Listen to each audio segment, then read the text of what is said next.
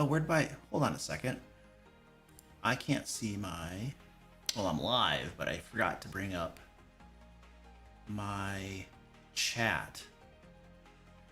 Where is my chat? YouTube chat. It's over here on the wrong page. I gotta get over here. Whoops.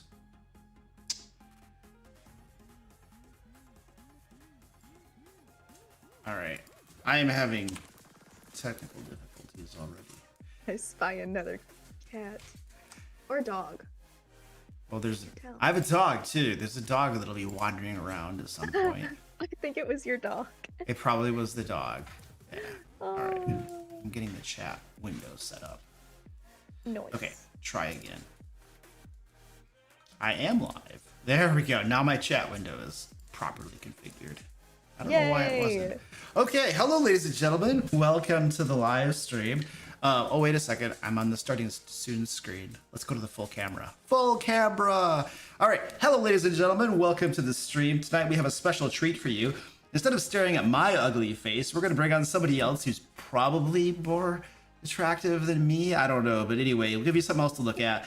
And we're going to talk about game master advice, particularly for new dungeon masters. That's going to be kind of the focus tonight. So obviously you guys can ask questions, drop your messages in chat and all that kind of stuff. But we're just going to have a conversation and we're probably going to go way off topic. And we're probably going to end up actually talking about new dungeon master advice for 30 minutes. And the rest of it is going to be meaningless chit chat about random crap.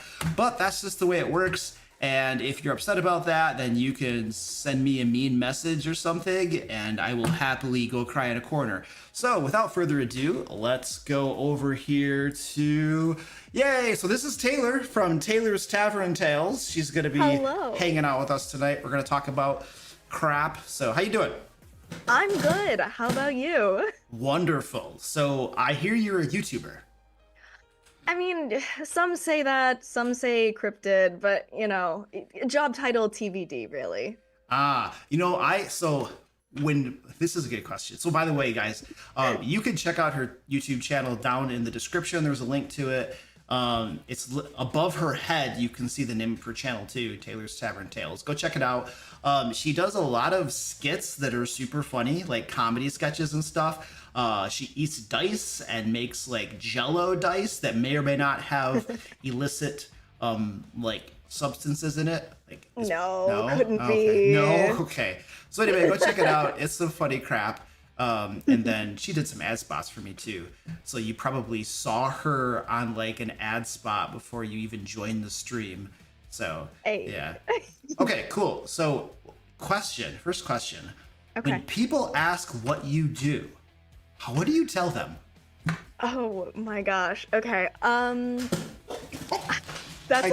just kicked my dog. She was right underneath. She was right underneath me, and I accidentally kicked her. Come here, doggy.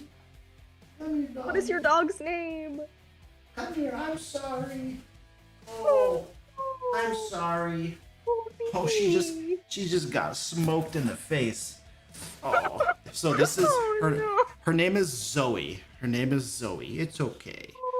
She's completely blind, so she was just wandering around, and she was underneath my desk, and I didn't know she was there. You just bopped her on the nose. Yeah. Well, I had my like one foot, the ankle across my knee, so it was like elevated, and then I dropped it, and it was like. So, yeah.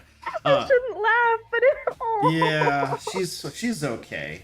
So you'll notice the diaper. Do you take a guess why she wears a diaper now? Either bowel or bladder control issues. All right, let's go with the first one. Let's say it's bowel. Now, can you take a guess when the bowel incident occurred that made it most problematic? Oh, like when it happened? When would be the worst time for your dog to take a crap on your floor? When you have like a Roomba and it's like... That has happened before. That happened 3 weeks ago, literally, and it took me 2 hours to clean it. Okay, so that's probably the worst, but second worst now. On your bed when you get out of bed? On a live stream, live for everyone to see. That's when she started wearing diapers. Oh my yeah. gosh. Yeah, so we got her these like pretty little girl diapers, little skirts and stuff. It's adorable. That's cute. Okay, bye bye, Zoe. I actually have a camera that points at her. Oh, that's So- really cute.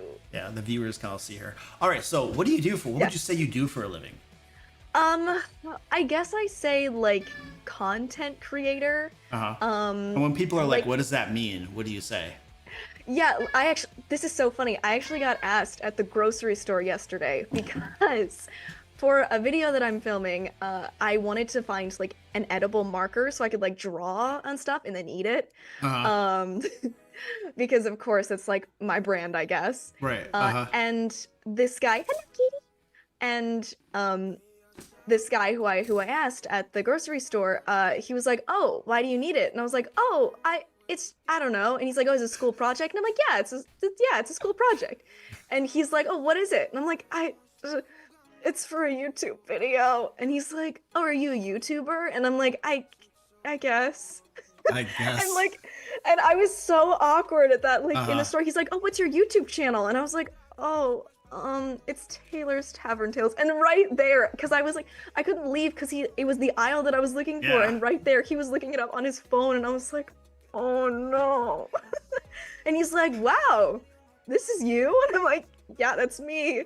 And because like when I'm in the grocery store, it was like 9 p.m. Like it was Yeah. closing time, and I'm in my like hoodie. I'm like uh-huh. in my sweatpants. I'm wearing my glasses. My hair's in a bun. I'm like, he's like, "This is you?" And I'm like, "Yep, that's me." Like So- that's a great Yeah. thing to have someone say. Wait, this is you? Yeah, literally. I was like, okay, that's kind of a roast, Yeah. but it's fine. Yeah, content creator. So for a while, so when I went full time with it, I was able to do so because we were publishing stuff, and that's what made the money. And so I would say that I'm a multimedia I run a multimedia publishing company, which is a mouthful. And then But that sounds so like corporate, so Yeah. professional. Yeah, and I'd be like, so we publish things like videos and print stuff. We do electronic publications and stuff like that, you know. And so I would say that, which I guess sounds cool, but because I never wanted to say I'm a YouTuber. I just don't. To me, that's like, I know that kids probably think it's cool or something, but it doesn't seem as like respectable. And just honestly, it doesn't make like but a tiny bit of my actual revenue. Like the only reason I'm full time is like other crap, you know. But it's our publications and stuff and our Kickstarters and stuff, you know. So like saying you're a YouTuber is kind of like, I never liked it. But now I was in a meeting with Zach, who works for me, and I don't know if he's in chat or not, but anyway, he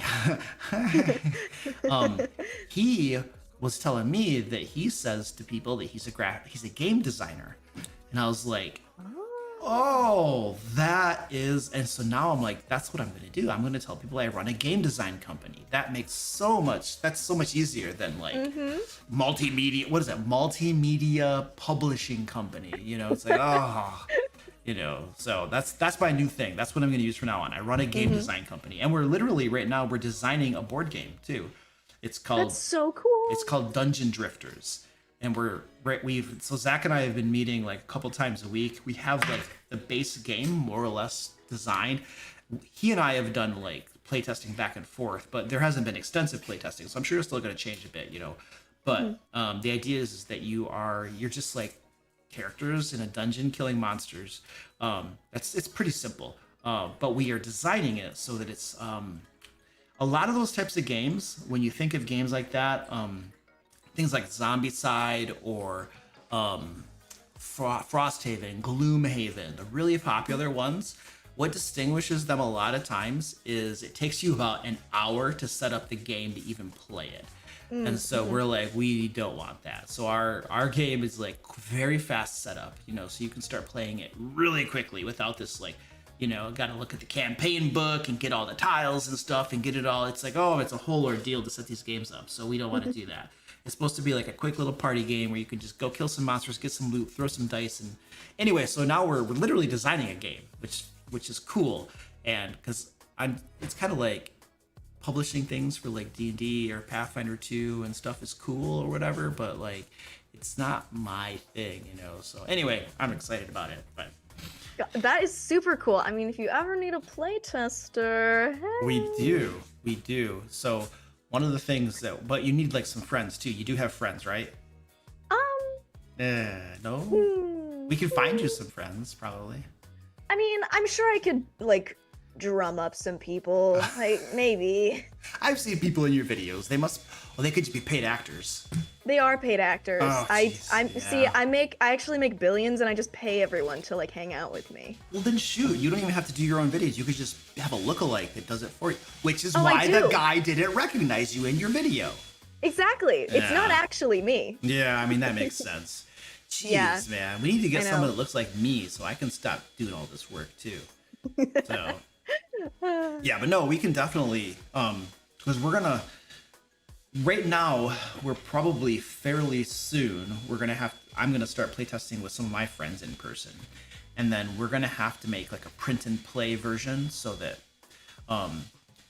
people can just print it out and do some playtesting and stuff, you know, prior to the Kickstarter is planned for like April or something, but we're gonna start with some playtesting before then.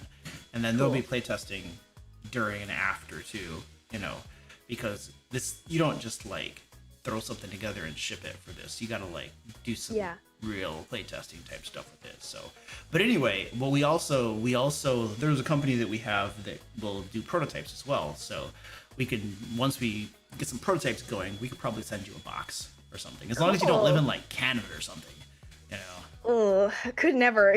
Canadians? Yeah. Ew. Oof. Okay. Ugh, Cool. yuck. Yeah. Now, so we're gonna tick people off. You are Canadian, correct? I am Canadian. Okay. I'm So yeah. Don't get mad. I'm making fun of myself. It's called self-deprecation. Right. And I was deprecating her, so that should be fine. Right? Yes. Yeah. Okay. Yeah. Cool. You can make fun of me all you want. Yeah. Okay. Cool. Is it hard for you? Like, so like you have to. So you were at Gen Con and stuff. Is it easier for you to just go across the border and stuff? Is that pretty simple?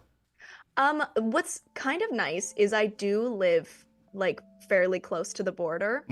I live in, I mean, people already know. I live in Vancouver. So that's like pretty close to the border. Yeah, I mean, it's annoying. Is that a getting city? to, like, Is that a city or one of those? What do they call them? Territories or? it's a city. Vancouver, like It's a city. Vancouver Okay. and like Toronto are like they're like big cities. Okay. Like Toronto was the one that I tried to go to like probably 10 years ago with my wife. Like we tried to drive into Toronto and the traffic was so bad we didn't make it. And we went to our hotel and it was crazy. And we talked to the guy at our hotel and he's like, you can't drive into Toronto. He's like, you got to take the train, man. And so we didn't, we never went, but yeah. So Dang. is Yeah, Vancouver's really big too? Yeah, it's also, I think it's, don't quote me on this, but no, I'm not even gonna say. It's like one of the really big cities in Canada. Okay. Yeah, but it's like right on like the border. It's like literally just right above Washington. So Washington. So that's out west. yes. Oh, okay. Yeah. Okay. I was I'm out thinking west. I I'm on the had you coast. pegged for somewhere in the Ontario area, maybe over to the Nah. east where they speak French a lot too, but no. No, Okay. no. No. No. I was literally gonna try and speak some French. I can't remember anything. Just be like, je ne peux pas parler français. That's all you need to say. Oh yeah. If you could say that, you're good. Yeah, parlez-vous français? No, l'anglais. There you go.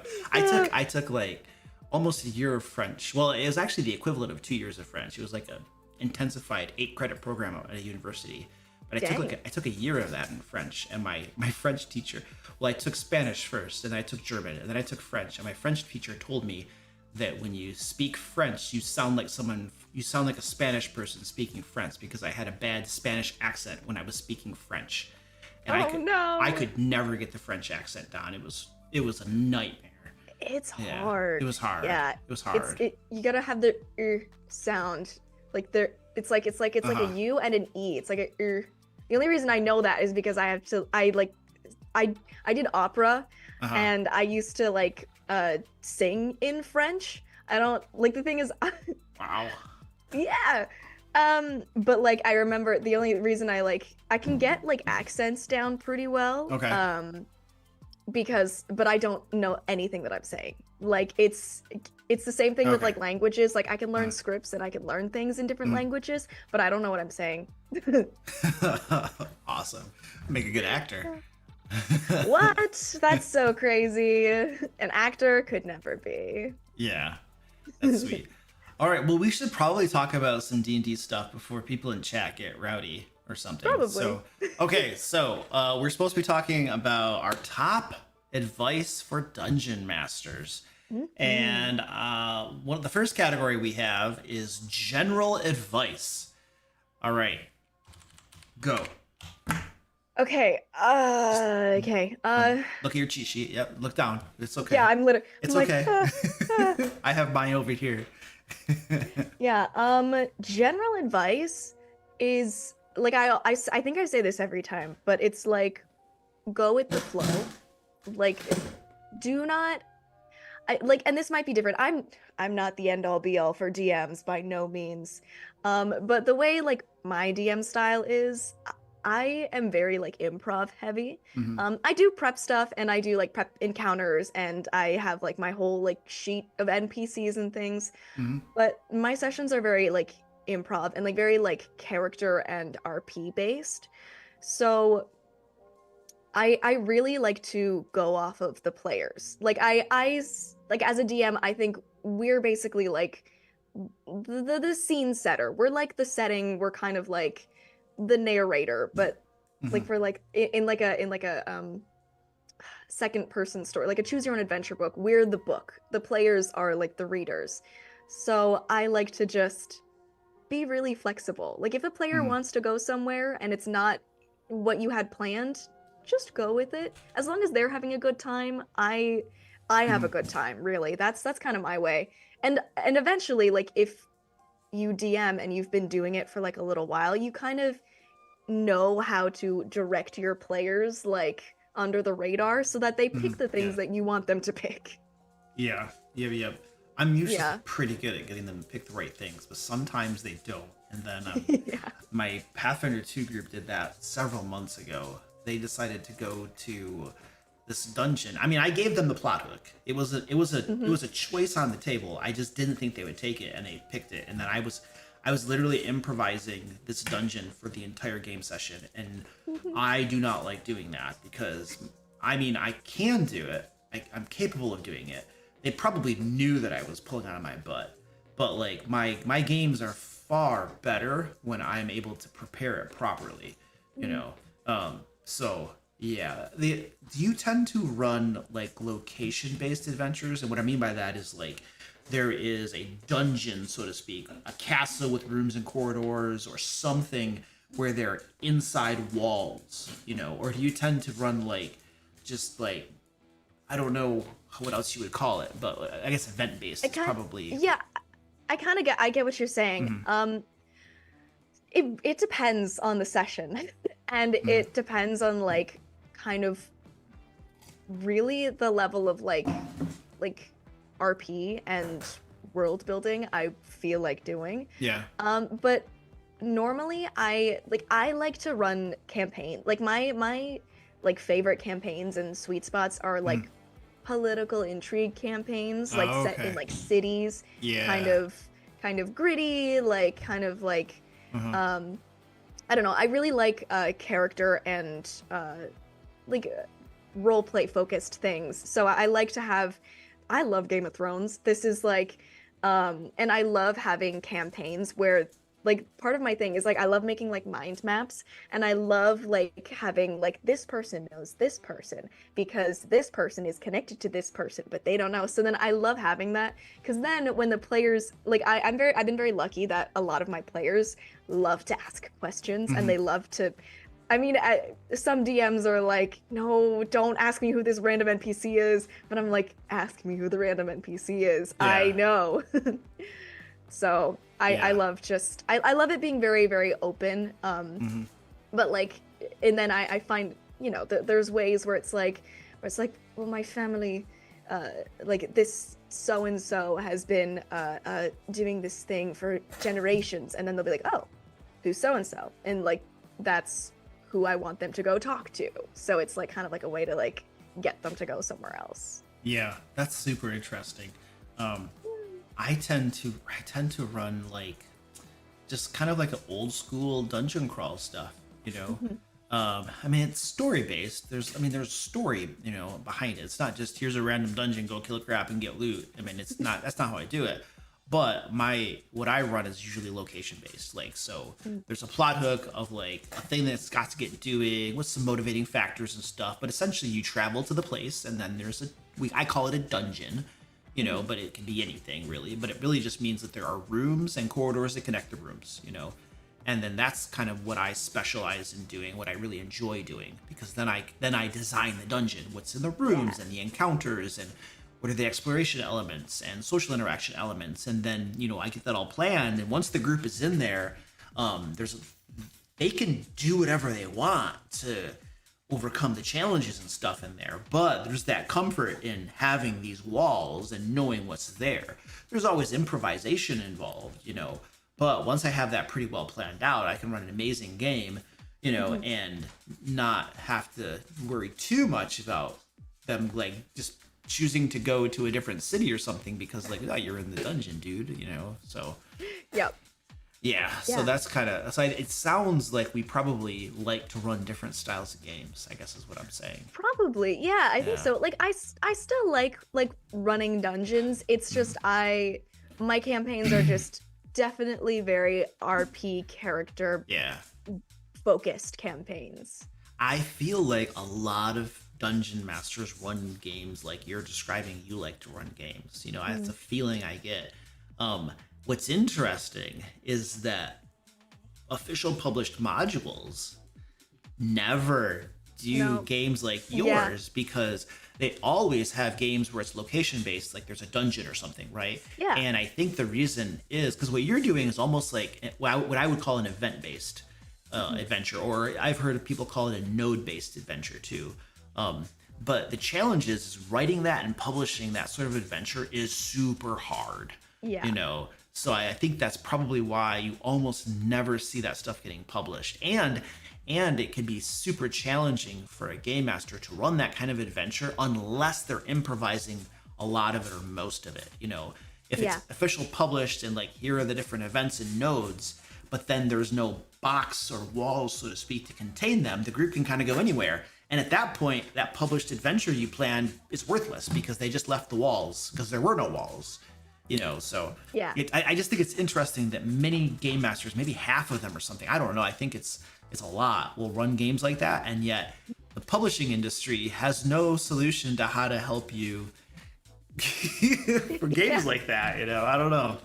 Well, I think it like the way that I run games and like you said, like a lot of other like dungeon masters run games. I think it's like now it's definitely the more like RP like character like focused campaigns. I feel like in the past few years, especially with like Critical Role and Dimension 20, I think people are starting to realize that games don't have to just be dungeons, even though dungeons are really fun, but they don't just have to be dungeons. They can also be like very character focused, very like it gives the players, I feel like, if they want to RP and they want to get into their characters, more freedom to really do that if there's a campaign and a DM who wants to do that as well. It's really just like different flavors and different ways of playing the same game, which is super fun. Yeah, totally. So you keep saying role playing. Yes. I want to define role playing because to me the entire game is role playing. Yes. So when I'm in combat, that's role playing for me. I'm role playing my characters or I'm role playing my monsters, right? But a lot of times when people say role playing, what they really mean usually is either talking in character or social interactions where there's a conversation or a dialogue happening, right? And so is that what so when you're saying you enjoy the role playing aspect, that's what you're referring to? Like, Yeah, that's what I'm referring. I'm referring to like social encounters yeah, and like talking in character and really like getting into character. right. But I don't really know. Yeah, well I feel like it should be called something else because it's like I don't know. I feel like it's like a different subgenre of RP roleplay. Yeah, I mean, I usually just call it social interactions or talkie, But Yeah. yeah, that's everybody says role playing, so I think we understand what it means. Hmm. But yeah, that's cool. I think for me, I enjoy combat a lot, and I enjoy talkie as well. And Hmm. then speaking in characters, stupid voices and stuff like that. I do that. I Yeah. enjoy Oh, I those love things. that. Yeah, I'm not good at it. I don't think I'm good at it. I think I'm really bad at it. In fact, at Gen Con, I was in a game of Mothership being run by Ryan from Dungeon Masterpiece. He was the game master. And then Kelsey, the Shadow Dark content creator, the creator of Shadow Dark, was in it. And then we had the guy who wrote So You Want to Be a Dungeon Master. The book's on my shelf. I'm losing the name. And then there was some other people there too, and I can't remember all of them. But it was, and they were like just crazy on like getting in character and then talking in character. Like that, it was not just the role playing aspect of them getting in character, because they were role playing their characters crazy well, and they were also the voices they were using, like the mannerisms. It was like the it was like crazy amazing. And I saw all these, especially like Ryan, when he was the game mastering, the voices he was doing and the role playing he was doing was stellar. And then Kelsey was she was role playing like a science officer, a researcher or something, and it was like, dude, this role playing was just top notch. And so I saw all of these people doing their role playing, and they're talking in character and stuff, and I'm just like, dude, I am nowhere near. These people are like crazy good. So I do my best, but I don't think I'm that good now that I'm like seeing other people who I'm like, oh my gosh, look at this. So I think you're good. I had a really good time with the game, and I don't know, I thought your game was really fun. I thought your voices were fun. well, And thank you. honestly, I'll get your money after. hey, okay, yeah, no, it's fine. I'll pay. Uh, This is Squeaky, um, by the way. oh yeah, wait, Squeaky. yeah, Squeaky, The other one was Little Guy. This is Squeaky. Squeaky. Yeah, they all look the same. I know. Oh my gosh, he is Squeak. Oh, that's Yeah. my dog. Yeah. If you heard that. Your dog's barking. What kind of dog do you have? I have two dogs. I have a Labradoodle and a Golden Doodle. Are those both small dogs? My Labradoodle is a small dog. My Golden Doodle is like medium, large-ish dog. Is it German Yeah. Shepherd large? No, Oh, okay. she like like a Golden Retriever. Okay. Yeah. Oh, labs are awesome. Labs are like the most friendly, adorable. They're these Yup. big, huge dogs that could probably rip your face off, but they're so friendly. Yeah. I love those dogs. And then I like Yeah. German Shepherds too. We had a German Shepherd growing up, and it was super friendly, super family friendly, but holy crap, it would rip your throat out if you were a bad person. Like, like it almost killed my cousin once. She had a key to the house, and she was coming in when it was dark, and my dog was like in attack mode, and then she's like, "No, it's me, it's me, it's me!" And I think he recognized her voice or something, but she almost lost it. Oh my god. They're like super protective, but crazy. Yeah. They're not known for like turning on owners and stuff like other breeds are known for. You know what I mean? So Yeah. Yeah. anyway, so I love German Shepherds too. Oh, that's But, nice. yeah. My friend has a German Shepherd. Yeah. Unfortunately, my dogs are like mixed with poodles because I'm allergic to dogs and cats. Oh, so does Yeah. what poodle take away the allergen stuff or something? The poodle turns like their fur into hair, like because they don't shed. Wait, it turns their fur into hair? What is Well, no, what does that I mean, mean? when you, oh, I just whacked the mic. Like when you like mix like a poodle normally with another breed, like Uh-huh. like poodle hair is like curly Okay. hair, and it's like Okay, yeah, actual yeah. like hair instead of fur, so it doesn't shed. It Oh, doesn't really? fall out. Yeah. Oh, I So didn't know it's that. great. It's great if Oh. you don't want fur on your clothes. Okay. And also for people who are allergic to dog and cat hair. So, Yeah, so Wow. who don't want like a poodle, but we want like a labradoodle. So yeah. That is interesting. I didn't know that. Huh. Yeah, they're good. So they don't shed. So I can hang out with them. I can put my That's face in their fur hair and I don't have a reaction. That is interesting. We Yeah. my animals shed. I have one of those. It's not a Roomba. It's like a shark or something, but it's an automatic vacuum cleaner just for the basement down here. Yeah. And when I empty that thing out, it's like 80% cat hair and 20% cat litter. You know, it's like nasty. Just like, oh, okay. Yeah, it's bad. So, all right, let's see. Oh, we had Agile Monk. Thank you, sir. We got a $10 super chat from Agile Monk, Hey. and they said Luke for the voices and humor, and Taylor for her amazing smile and joyful play. The best of the best today in the DM lair. Yay! Aw, Sweet. Stop.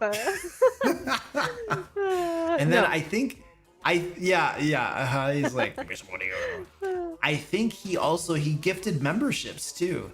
So he gifted 10 memberships to different people in chat. So you all get a membership to the DM Layer channel, which I'm sure there are Crazy. some really good member benefits. But you have that little dragon next to your name now, which makes you special. Cool. So yeah. Yay. Super cool. So I had my general advice. I think a lot of new game masters are really they have really high standards or expectations of themselves, and they want to run like the best, most perfect, awesome game ever their very first time, and they will fail almost every single first time because it's not possible to be perfect on your very first game. And I think that's probably like one of my biggest pieces of advice that I'll give to new dungeon masters is don't expect to be perfect the first time. It'll probably take years for you to be like a really good dungeon master, so relax and have fun. And I think we probably see like the professional game masters on Twitch and stuff and YouTube, and we see how awesome they are, and we think that our players expect that of us, to be just as awesome as they are. And I think the reality is, this is just my suspicion, but I think the reality is that most players' expectations are probably lower than we think, because they're probably just thankful to have a game master who is willing to run the game for them. Because there are so many players who just can't find a game, especially in-person games, and then online games are a lot easier to find, I have a feeling, but then there's probably a lot of bad game masters and just bounce off their games and stuff. But I think a lot of players are just thankful to have a game master, and if you're just running an okay game, they're gonna love it and they're gonna have fun, Yep. So I would worry less about being perfect or awesome and just running an okay game. If you can run an okay game, your game is going to be good enough for most players, Yes. and they'll just get better. Yeah. So I think that's my general advice for new game masters. Yeah, I fully agree with that. Yeah, literally, it's trying anything new for the first time or doing anything for the first time. You're not going to be perfect. No, Yeah. no matter like even if like public perception, like everyone's like, "Wow, you did this great the first time." You might not even feel like you did great the first time. It just yeah. Yeah. So I agree. Yeah. What about game prep? So I know you said you were a big improviser, but Yes. what advice can you give for game prep? Because you probably don't improvise everything. No. Yeah, that's just getting into my notes. Yeah. Like I said before, I love a good mind map. Okay. Yeah. Cool. Like a good mind map or like a good like my notes are crazy. um, I used to do stuff like on like a physical notebook. Yeah. And like I'm the queen of just like drawing like arrows to like different thoughts and different ideas. But now I do it on my my laptop, which is like a little bit more organized and less arrows. But I think You still do for mind me, maps? You do mind maps on your laptop? no, Well, because there's software no, for that. You could technically do that. I was just there curious. is, Yeah. yeah, but I just use Google Docs because I don't know,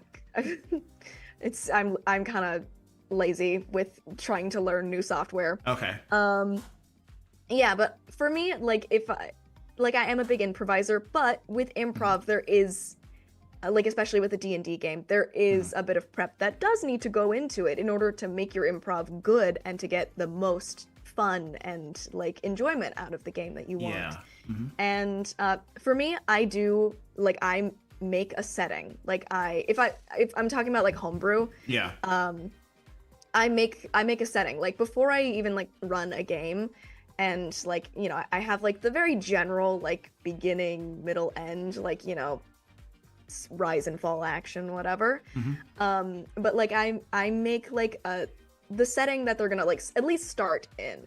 Um, and I figure out like if it's like a town, I figure out like obviously they're gonna go to the tavern, so obviously I need the NPC that's gonna be the barkeep at the tavern, and maybe like a couple NPCs in there, Hmm. and maybe one of them has like kind of the plot hook that I'm looking for, that they're looking for. Hmm. Um, I also, yeah, setting, NPCs, and like maybe like a couple encounters. I don't have like, yeah, I don't have it like super duper planned out, but I have some encounters in case they go into different places so that I don't Okay. have to Yeah. like think about everything right off the top of my head. But Hmm. if they do something that I really don't expect, then I do.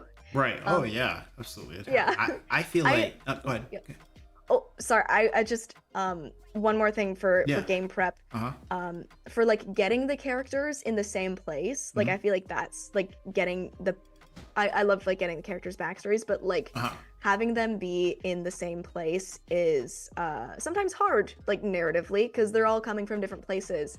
I Oh, love, okay. I see what you're saying. So their yeah, backstories have them originating in different places in the world.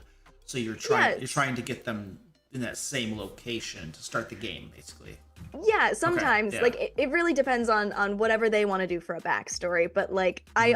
I give them kind of like the vibe of the campaign, like what we're kind of Hmm. like but I also give them kind of a newsletter for like the town that maybe they're gonna start in, or uh, a bulletin board kind of Hmm. type thing, or like a newspaper that they've maybe like picked up, or a flyer that they've seen, so Yeah. that that would give their character some sort of motivation to get to where we're gonna maybe start the campaign. Hmm. Yeah. Yeah. Yeah. Usually, so like what I'll generally tell my players with regard to that sort of thing is, um, I have a few expectations of your characters. One, you're going to make a character that wants to be an adventurer. Like, if you want to make a character that just wants to be a blacksmith and stay in town and like make beads and jewelry and stuff, that's fine. Make that character, but don't bring them to my game. They bring a character that's an adventurer. Yeah. Okay, that's the first thing. And then you also have to have a character who is wants to be part of the group because I Mm. run group games, so I don't want the dark loner who's going to go off and do his own thing. So you have to want to be an adventurer and you have to be motivated to be part of a group. So if you want to build that into your backstory, fine, I don't care. But at least make sure that you're role playing a character like that, because that alone avoids a lot of problems. Just Yeah. having those two things. And then generally speaking, as far as getting them in the same spot, I let my players decide that, just Mm. this is where the game starts. However you get there, I don't care. You decide, you know. Um, but yeah, and we start playing and stuff. But Yeah.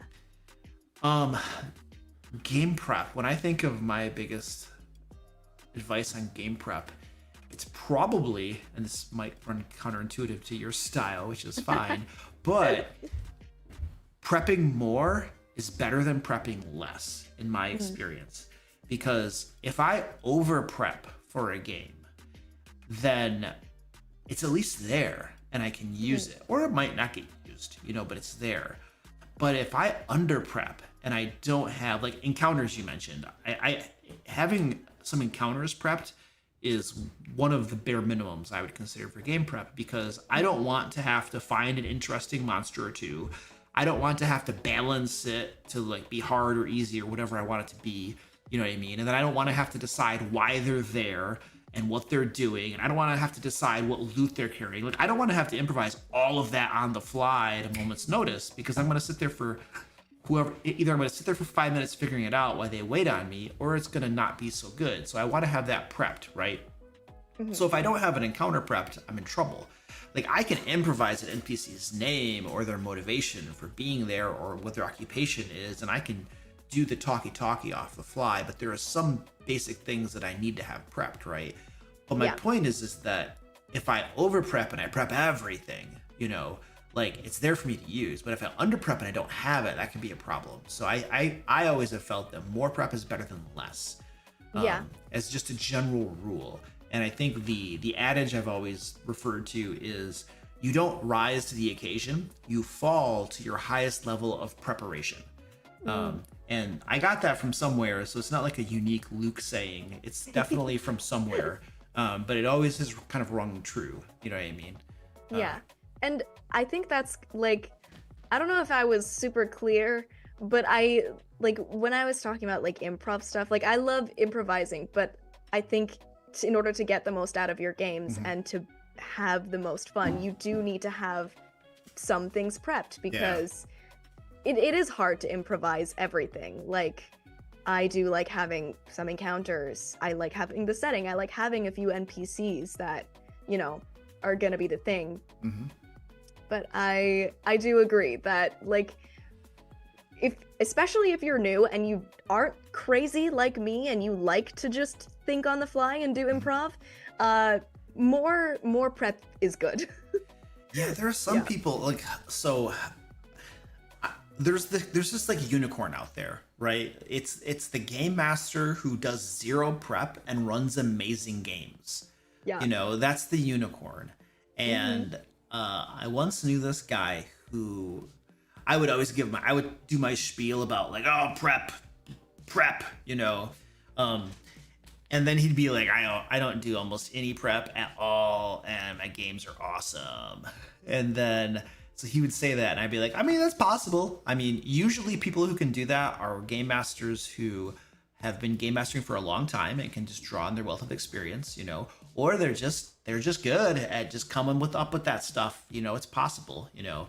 I have a feeling, though, that there's a lot of people that claim that but can't actually do it. And this person in particular would claim that they could do awesome games with zero prep.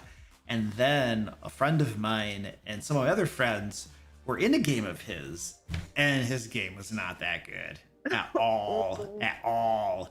So it was just kind of like, there's a difference between what somebody says and, like, proof in the pudding stuff. You know what I'm saying? Yeah. But, you know, I will say that if you're pressed for time, you don't have to prep everything, right? I have always said that you want to prep the things that you don't feel comfortable improvising, and then improvise the rest. And that's like the recipe for, like, it's the 80-20 rule. It's like, how much prep work do I really need to do, and how much can I just skip?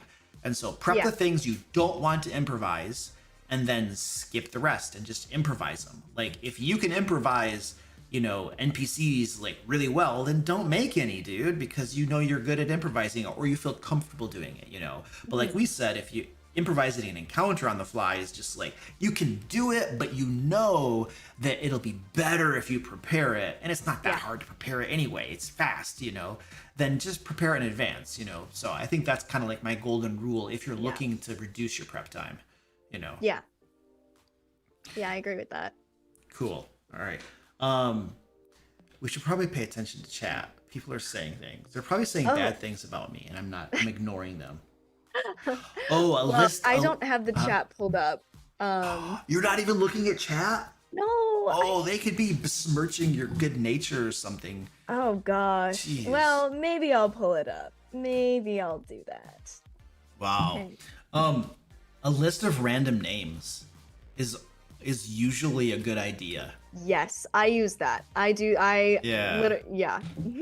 What I do now, like, okay, so like if I'm in person, I don't have a list of random names for my Pathfinder 2 game, which I run in person. I really should. I've always had one before, but for some reason I don't have one for that game. But when I'm running a game online, what I literally do is I'll have Chat GPT opened up in a window, and the purpose is literally like it'll be during the game session. I'll just be I need a name of a halfling, and boom, there it is, and then I say it. You know what I mean? So like that's my new random name generator. It's just like halfling name, boop. Yeah, that's super duper helpful. Like yeah, one of the only times that AI is like, all right, I can't think as fast as a machine. Give me a name. Yeah, or lists of names. Yeah, So like, exactly. so we were, Zach and I were brainstorming the name of our board game that we're developing, which is Dungeon Drifters, right? But we're like, man, you could sit there for hours just putting name combinations together, or you could tell Chat GPT, you could give it like a prompt of, this is what we're doing, board game, this is what it's about, da da da da da. Now generate 5 names for it, and then it spits them out, and you're like, do it again, do it again. And then finally, on one of the prompts, one of the times we told it to spit it out, it came up with the name Drifters, and we're like, Drifters, and then Dungeon Drifters. And it alliteration. It sounds cool, but it also describes like the tone and the style and what the game is about. You know what I mean? And so we're like, oh, there it is, baby. There it is. Now, we didn't pay $1 million for some focus groups or whatever. You know what I mean? Because, you know, we're not like no money for that type of thing. You're not billionaires like me. No, so. we're not. Wait, that's true. So I could probably get like a loan from you. You know what? I think I know you're not gonna just use me for my money, so I'm okay with giving you a couple million. Okay, cool. That's awesome. I'm gonna make a plane ticket to the Caribbean, baby, and then take my wife, and we'll just be like, yeah, peace out. You're gonna dungeon drift away. Dungeon drift away. Yeah. I don't know that I want to go to the Caribbean though. I think there are like hurricanes and crap down there. Doesn't the Caribbean have like hurricanes and stuff? I think a lot of tropical places have hurricanes. If I had, so if you had $2 million and wanted to get away from it all, where would you go and why? Oh my gosh. Dang, it really depends on my mood, and I think I mean, if I had $2 million, I'd probably try to travel the world. Like, I feel like I'd be too.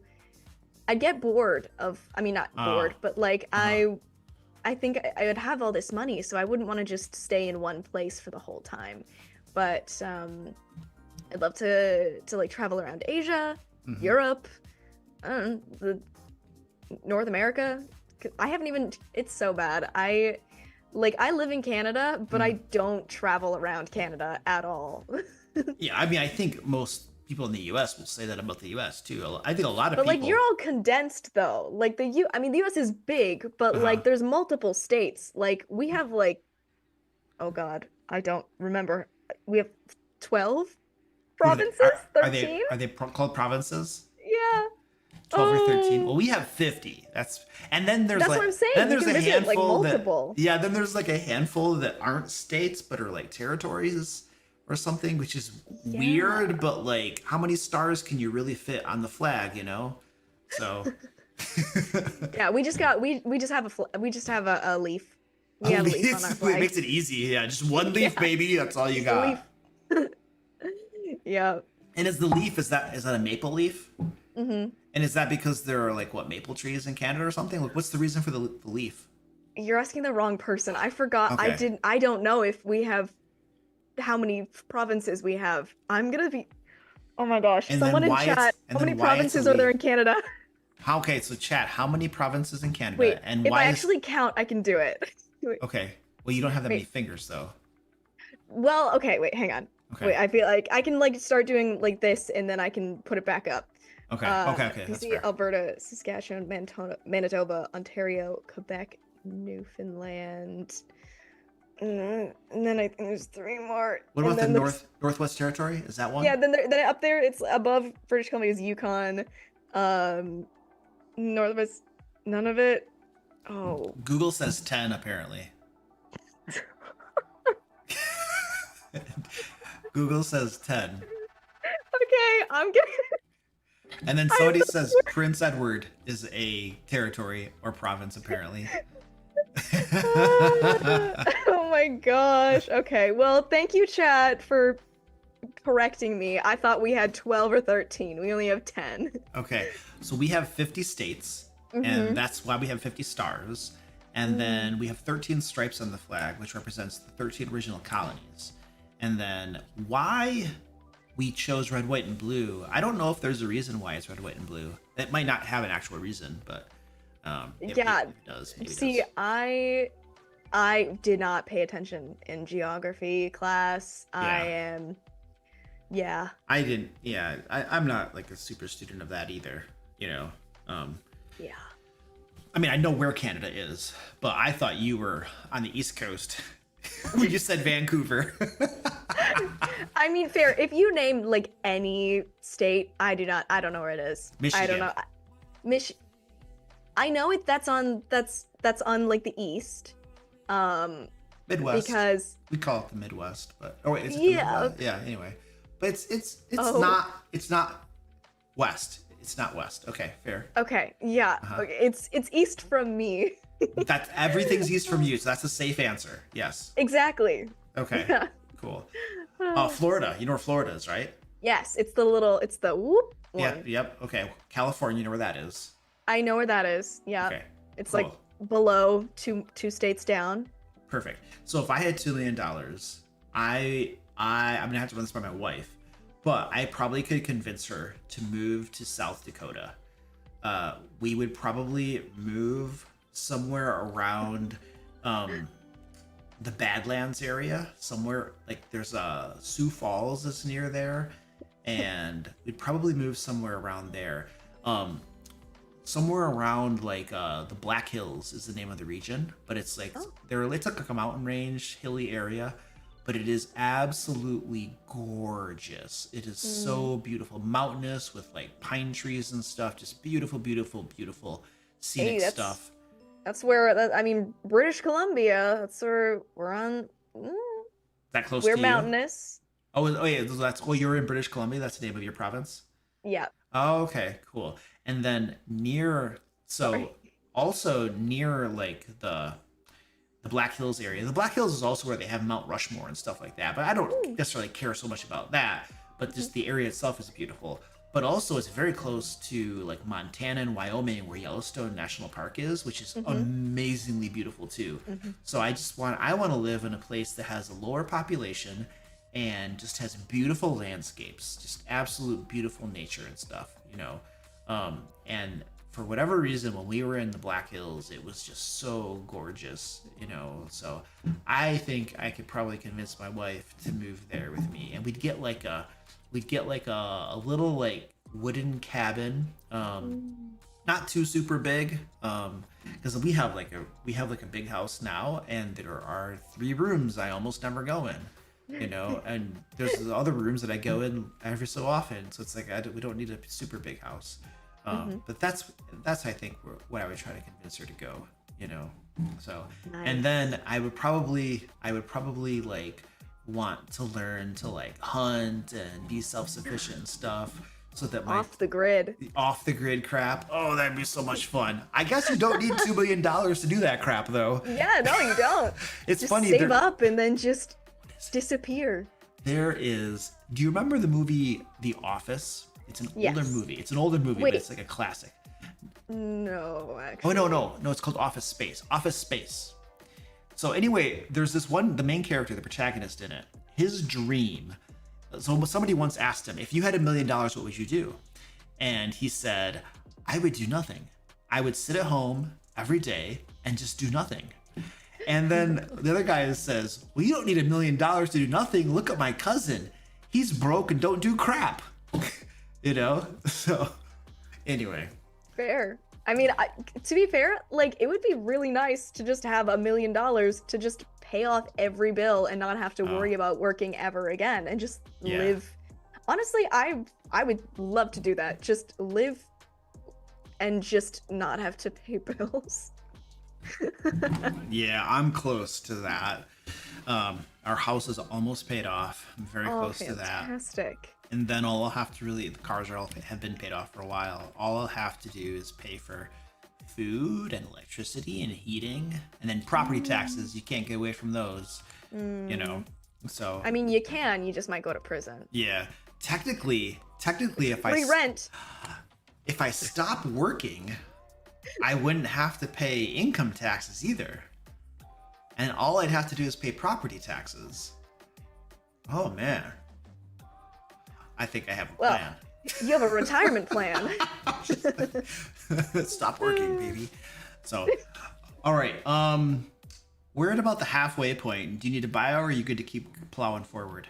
I'm good to keep going. You're good? Okay, I haven't drank enough coffee, so I'm good right now. All right, so we had game prep. Running the game. Any advice about actually running the game, like during the game? Think new game master advice. Oh gosh, do you want to take this one first? Yeah.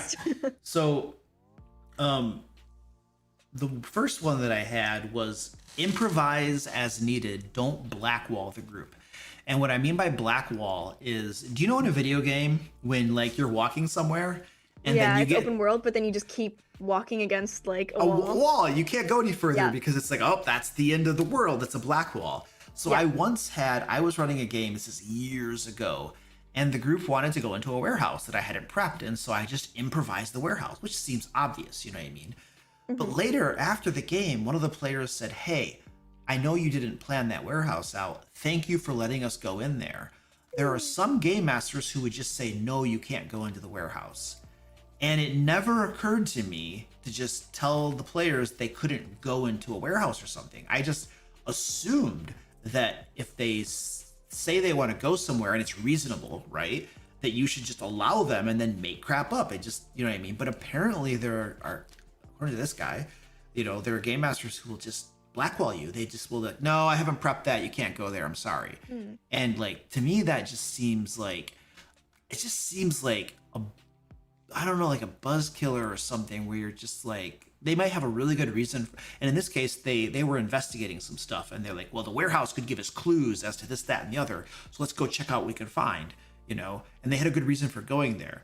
But apparently some game masters will just say, no, you can't go in there. There's nothing to be found there. There's nothing interesting there. Go somewhere else or something, you know, instead of like, yeah, go into the warehouse and then like, oh, the clues that I had over here, I'll put into the warehouse. You know what I mean? So, but Exactly. it never occurred to me until somebody told me that there are game masters who did that. And so like my advice is don't blackwall people. You know, unless you have a really good reason for it. Like if they're like, yeah, I want to go into a brothel, and that's the type of game you're running. Like if I had players who wanted to go into a brothel to do brothel stuff, I'd say no because I don't run games like that. You know what I mean? So if you have a good reason for it, obviously say no and blackwall. But if it's reasonable, then I think you should. You know, or you shouldn't. I suppose. So Fantastic. Yeah, I completely agree with that. Yeah, I have like heard in. Like of some like game masters, and obviously I like read RPG Reddit horror stories sometimes. Yes. The horror so I have heard of game masters just saying, no, you can't do that. No, I didn't think of it. I don't want to do it. And I feel like that's just like, what's the point in playing like kind of an open world like improvisational game, like a tabletop role-playing game, if you're not going to let your players actually explore and you know, actually be okay to, you know, just make some stuff up sometimes. Yeah, I mean that's like one of the big advantages of this game, you know, is that you can do anything and use your imagination. Yeah, like why do you play like, you know, Dungeons and Dragons or Shadow Dark or Pathfinder instead of a computer game?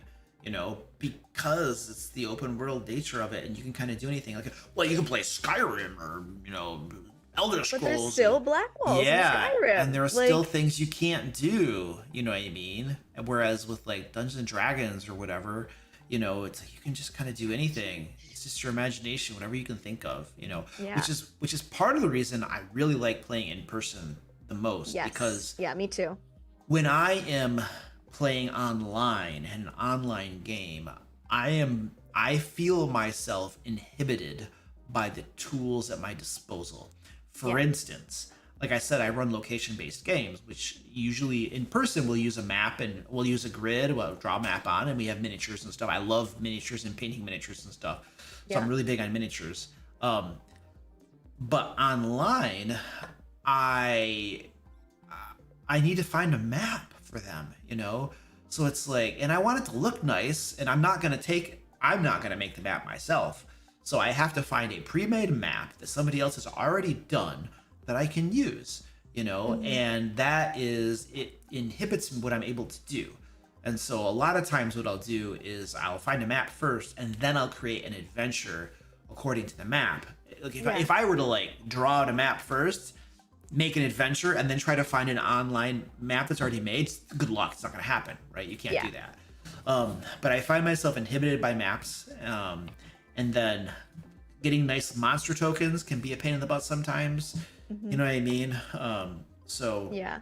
I don't know. I feel like so when you're talking about the open world imagination and doing whatever you want, I feel like in person you can do that way better than online, unless you're just doing theater of the mind. Then of course you're uninhibited whatsoever. Yeah. You know. So. I find as well, like with the difference between like online and in person, like I prefer in person as well.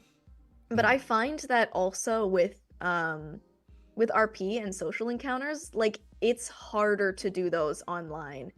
I find not because like microphone, I'm not even like talking about like microphones and like tech issues and things. I'm just talking about like and this is just like fully like my opinion and my experiences, but like I find that it's harder for players to actually get into it and like try to like come up with things and figure out what they want to say and what they want to do. Like I feel like it inhibits like creativity because you're like, oh, it feels I'm just talking to someone online. Okay, I think I'm gonna ask them if they have this, and I'm be like, okay, sure, but like in person I feel like you're more likely to, I don't know, in character be like, all right, so do you have this tanker to veal, like, because you know you actually have that connection and you I find when I like DM I really like to, you know, facilitate that connection and facilitate that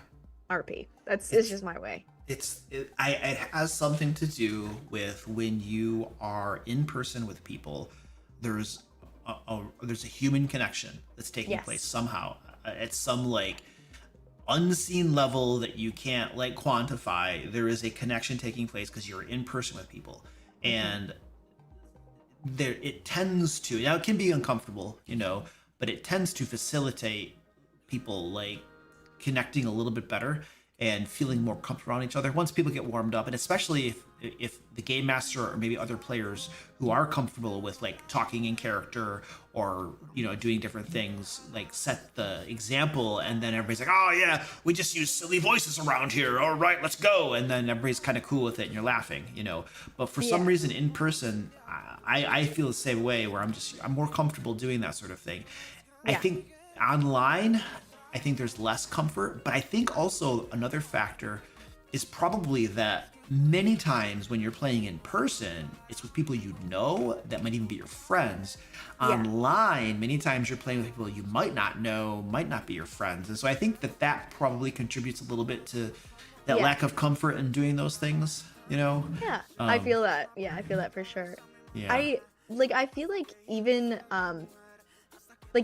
if you don't know the people and you're not friends with the people, because I've played in games at conventions where I didn't like I knew you guys, but like in other games like I didn't know the people and didn't know anybody from beforehand. But like even though we were in person and even though we were like we didn't know each other, we still were into the role playing. We still were, you know, we're trying to actually play in character instead of just being like, oh, I'm gonna go here, I'm gonna say this. Dude, I gotta tell you, man, that game we had in Gen Con was off the hook. Like, so good. It was you, Bob World Builder, his wife Grace, the World Destroyer, and then Cinderblock Sally. Like that guy. So I had only seen like he did a sponsored video for me too. Like I paid him to make a video that I could run ads on, and he's in that video, he's very serious and to the point and thing. In person, that dude, his like voices and role playing were like crazy. Like, I mean, all of you guys were doing really well in that camp, but he surprised me because I didn't expect it from him because he was super serious in what I'd seen of him. But then all of a sudden it's like boom, and I'm like, wah, Yeah. So he's a goofball, and he is so good at like roleplay and just knowing the lore. And, like he's so good at D&D. Yeah, dude. So like that game we had, like every so often I'll play with a group of people and I'll have this thought of like, if I ever wanted to try to do like a critical role type thing where you were intentionally putting on a show, because that's what that is, it's a show. Yeah. Right. Yeah. If I wanted to run a game that's really a D&D show, and I wanted to like invite like certain people that I knew could make that really work, like our game was like an example of like, these are some of the people that I would want in the cast, you know what I mean? Like the four of you, and then Grace was just she was like she was, I can't put my finger on it, but like she was amazing in that game too. So funny. Did you see that like go ahead, continue. Finish. Oh, I was just like, and like, just like like. Yes, the kobold. She was playing the kobold. Yeah. Really? She predicted two things too that I was planning. Did you catch that? Like, remember that lightning? Remember that room or the hallway that had lightning along the ceiling, and then the anti-gravity which levitated you into the lightning. Like she predicted that. She like before that actually sprung. She said something. And I was like, keep a straight face, Luke. Don't let anybody know that she called you on it, man. And that it happened. And then there was something else too, that it might have been like that puzzle you guys had or something right after that. But there was a couple things where she totally called me on. I was like, how did she know that, man? She must just have this devious little mind just like me. And she's like, I'm gonna get him good. So that was really cool. But that was an amazing game. I had so much. That was so good. I was so nervous. Really? For the game? I was like, I was so nervous because I'd never done any like I'd never done like a one shot with other like TTRPG creators before. So I don't know. I was like, God, this is like pressure. But then like he made it so fun, and like everyone was so great that like it just it was fun to chill. I love doing those things because like I don't know about you, but like I spend most of my life in this basement working. So I don't get to see people. So like when I go to a convention, you get to see real human beings, and then also get to hang out with really cool people. It's a real treat. It's something I love doing. Like I'm gonna be going to Gamehole Con in a couple weeks. I'll be there. I'm gonna run a Shadow Dart game. So I have one Shadow Dart game. I'm really getting into Shadow Dart. Cool. I'm gonna really try this bad boy out. Nice. So I'm running one Shadow Dart game at Gamehole Con, and then my Saturday afternoon, I don't have anything going on, and I can't find any games. Every game that has availability, slots open, is either a game system that I've never heard of and doesn't sound appealing, or it's a D&D 5th edition game, and I'm so over playing D&D 5th edition. I don't even want to. As a player, I'll game master it because game mastering is way more fun than being a player. But to be a player in a 5th edition game, it's like, no, I'll pass on that. So I couldn't find anything, and so I think what I'm going to do is I'm just going to run like a pickup game Saturday afternoon. I got to find a place to do it, but I'll just run it'll be a Shadow Dart pickup game. So cool. So I'll do that. But I'm going to Gamehole Con. That's super fun. My favorite part of conventions though is hanging out with people. Like like a lot of times, like remember at Gen Con there was that one. It was like a bar or something. Devin from Start Playing invited like bajillion people to it. So, and then I invited you, and then some other people and stuff. And I was just inviting everybody. It's like, come hang out, But like, I just love meeting people and talking to people, and it's cool too to be able to like talk with peers that are doing kind of the same thing. You know what I mean? So it's just fun. that was the first time I had met Bob Worldbuilder in person too. Yeah, me too. He Coach and I talk quite a bit through like we have this like video app on our phones called Marco Polo that we talk a lot through. But I never seen him in person, so that was super cool, you know. And then Grace, and then obviously Cinderblock Sally was at our game and stuff, and then other people, you know. So that's always just crazy fun, you know. Yeah. So like, do you get recognized a lot at conventions? I mean, I don't. Maybe you did, but I did not. Not yet. Not yet. It'll happen. It'll start happening.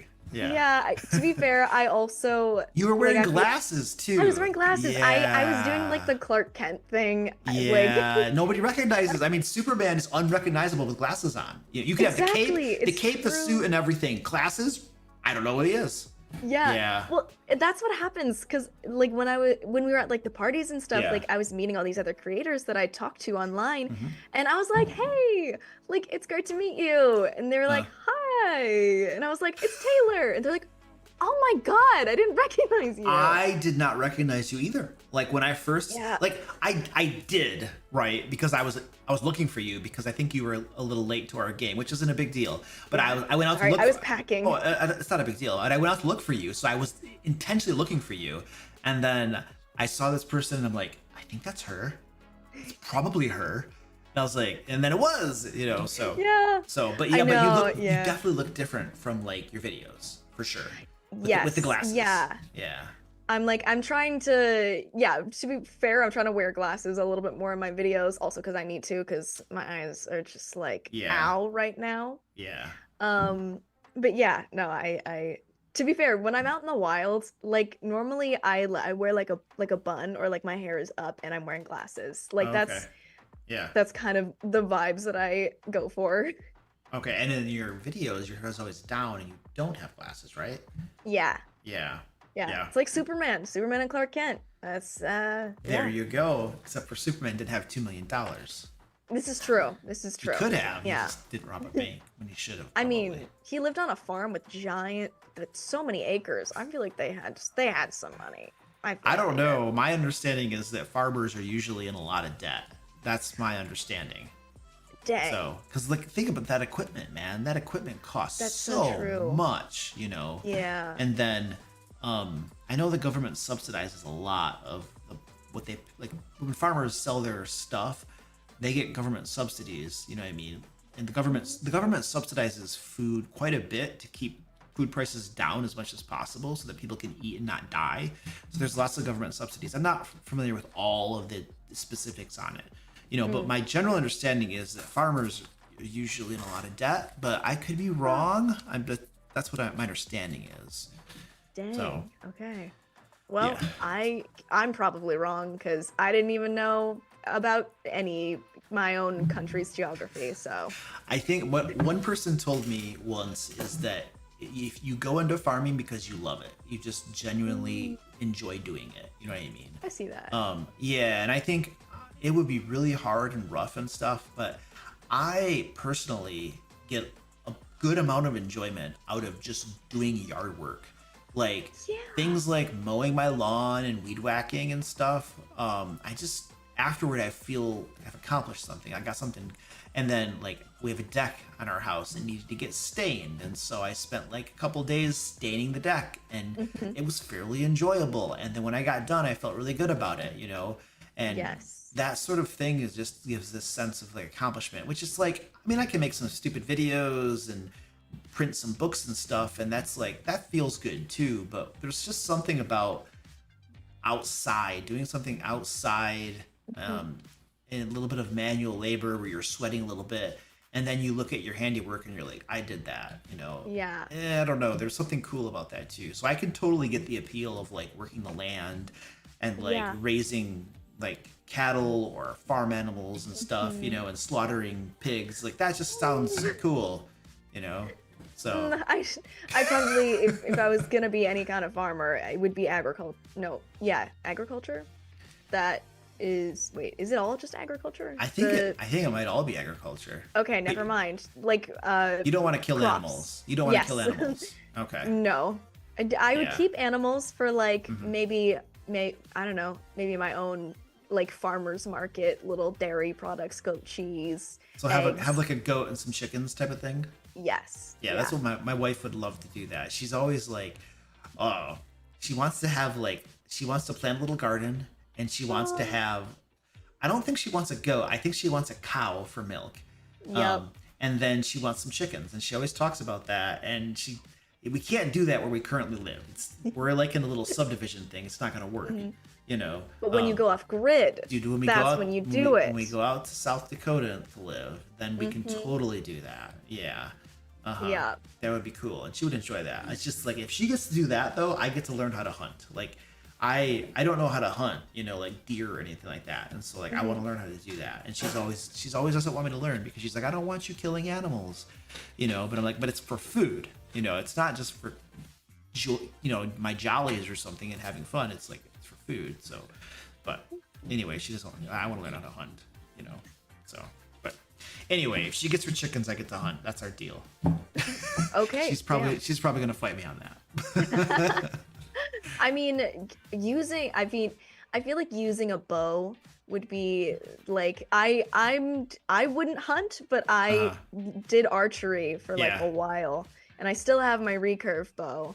And I loved like going out and just like practicing with like a target, and that was like, that was super fun. You feel so badass. I had a compound bow when I was, a recurve. So a compound bow is you pull it back, like so it might be like say 40 pounds to draw back. Yeah, it has the like gears and like. But when you get it back, it's easy to hold it there. You know, or easier, I should say. Now a recurve, that's different, right? It's like traditional, basically. It's the bows that look like that. The ones that you basically see in like video games and stuff that are the cool looking ones. So it must really irritate you in movies when they do this all the time in movies, and it really ticks me off. But they'll have a person who pulls the bow back. It's like a long bow or a recurve bow. They pull it back and they'll hold it there, aiming it at somebody, threatening them for like a minute. I know. I'm like, girl, your arm's gonna be so tired. You gotta be so strong. And sometimes it's like a long bow, and so those things were so. Those are like you pull it back and loose immediately, pretty much, because you have to. You know, so you have to be like so strong. I mean, definitely like nowadays you can like have the weight be certain, you know, certain weights. Mine is definitely on the lower end, obviously, but even still, like it is hard. But you have to be able to hold it back and use your like back muscles in order to be able to aim and do it properly. Yeah, I would just want a gun. I mean, the bow could be fun, I suppose, but I would just want the gun. You know, I don't. So I have pistols. I have an AR, but I don't have a hunting rifle, like a traditional hunting rifle. So I would need one of those. But that would just be, I don't know. That would just be fun. You know. My dad. Canada, our gun laws are very like strict, which I could never live in Canada. I would also get probably in trouble for the things I say. So yeah, I couldn't live in Canada. Yeah. I forgot what I was gonna say. Never mind. You were saying the gun laws are really strict, and something about your dad. Oh yeah. He has guns, but he does it like he does shooting as like a sport, like skeet shooting. He's actually at the world shoot right now in Texas. Oh, like a competition. Oh, cool. Yeah. Is he good at it? Is he pretty good? He's very good at it. Nice. Yeah, but it's yeah. That's cool. Yeah. I'm okay with a pistol. Like at 25 yards, that's right now the range I go to only goes up to 25 yards. So it's like, what are you gonna do? You know? Yeah, I don't really know anything about guns or anything. Yeah, I'm looking at there's another range near where I live. We have a lot of them near where I live, but one of them goes out to like a couple hundred yards or something. And so I'm trying to get a different range to go to, because an AR, if you're shooting at 25 yards, it's like, of course you're going to hit your target. Like, how can you not? So I need like a longer range. But it's fun. It's fun to do that. I've always wanted to go paintballing. That is super fun. Oh yes, I love paintballing. I don't. It's been so long since I've done it, but it's crazy fun. Yeah, I've So never yeah. done it, but I've always wanted to. Like, the closest I've ever been is like laser tag at a birthday party one Laser time. tag is tons of fun too. Paintballing can hurt though. Like I Mm. I did something really stupid once. So my brother and I were paintballing, right? And like he was behind this old rusted out car in the woods, and I was behind some stuff or something or whatever. And we were kind of going back and forth for a while, and I was just dumb. And I was like, I'm just gonna run out and rush him, which is stupid, right? And so I got hit like several times, but one of the paintballs hit me square in the sternum. Okay, so there's no muscle or anything, it's just bone. Oh, that hurt. That hurt. And I was in it, Dang. and we were close. I probably was 10 yards away or something. It was close range too, just whack. So Wow. yeah. We had masks and stuff on to protect our Yeah, face. that's good. Yeah. God, I crappy- should hope so. Yeah, the crappy thing is that the masks we had, I think, were cheap, but they would fog up a lot. Like they would fog up, and then you couldn't see anything. And so you're sitting here like trying to rub the crap off. Apparently, I think they make paintball masks that have little fans and stuff that will keep it defogged and stuff. Whoa. So yeah. But anyway, so like you have this mask on, but it's hard to see anything because it's fogging up. But I don't know, it was just cheap stuff. I'm sure there are better options available, but it's fun. It's lots of fun. Cool. Yeah. Well, We were just maybe I'll doing stick with laser tag. I feel like that's more up my alley. laser tag is fun too. I love like I would take my wife and my daughter laser tagging, and I love laser tag. I could do that all day long, just running along, shooting. Oh, it's tons of fun. Most of the time, the laser tag places I go to is a bunch of little kids though. So I'm shooting this like 8-year-old. Oh, take down that 10-year-old. You know, it's like, it's always like little kids, but whatever. It's just lasers. So Hey, what are you gonna do? They gotta learn Yeah. they gotta learn the hierarchy sometime. they do. Don't mess with the old man. He will shoot you in the face with a laser gun. Yeah. What is your opinion on like? So you're running a D&D game, and player wants to do something.